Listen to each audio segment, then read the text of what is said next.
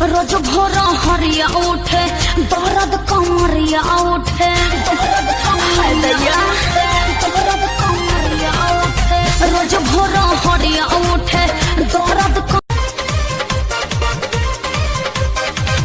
रूसल बाबाली बिंदिया नींद नइखे आई काल्हू के जुदाई हमसे नइखे हथनी को दम रहल ना कौन चीज हथनी को दम रहल ना वो मुर्गा के पाख में चुमाली है एक लाख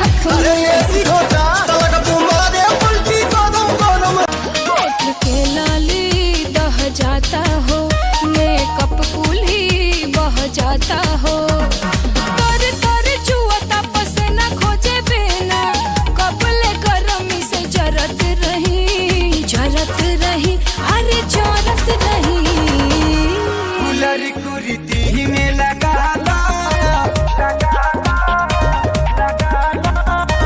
कुलरी कुरीति में लगा ला कि कुलिंग करत रही कुलरी कुरीति में लगा ला कि कुलिंग करत रही सगरो दिल के सरधा कुचल देते हो उठ लाल लाल लागे कमाल जस पान खाई गो अच्छा ऐसा सुकराई तुम कहाँ से लाई गो डार्लिंग ऐसा सगरो हेलो जो घर के बहाना घर से जाता में हो खाना हमारो बस आता लिए खाता में कल से कहतानी ये हो बलमुआ अब तू से भी करा के नया डिजाइन में आइल बधानी रखल है बानी सजा के कबीर सिंह नहीं देखी हो सब देखे हैं बाजा ले आइला तो इतना गुमान तो है इतना गुमान जब डीजे ले आई बात चलबा उतान खाना बंद करो सालो सुनो गाल बाजा अरे फूल सुनला से काम चली सोरानी के सब हाथ पार कइले कैसे ओइनी बाबू खारा खाइले सिंखा आ हमारे करामा में ते बनरी बेच चाहे गेहूं धान बेच तू बजरवा पिया घरवा लाई दाना पिया घरवा लाई दाना अब की जइबे नाई हरवा पिया घरवा लाई दाना भइल देख दोना डार्लिंग लइका बानी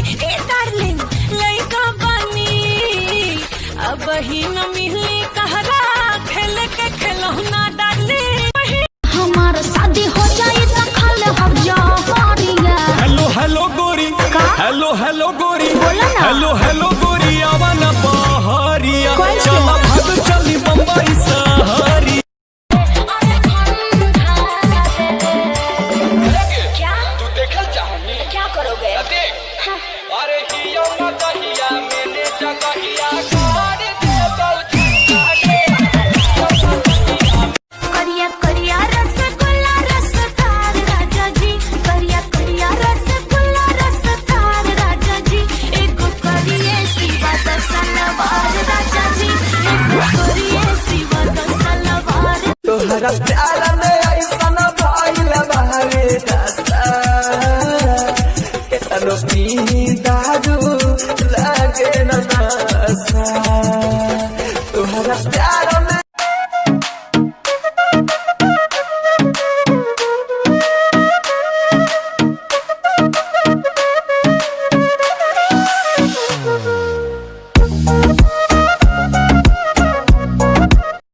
का हो कौन चीज खैले बानी काथी खियावले रानी बोलो मम्मी पापा हो गत से कटोतली का भइल गोल गप्पा हो चीखे खातिर काहे तू अड़ गईला काहे निरहु तू ऐसे बिगड़ गईला काहे निरहु तू ऐसे बिगड़ गईला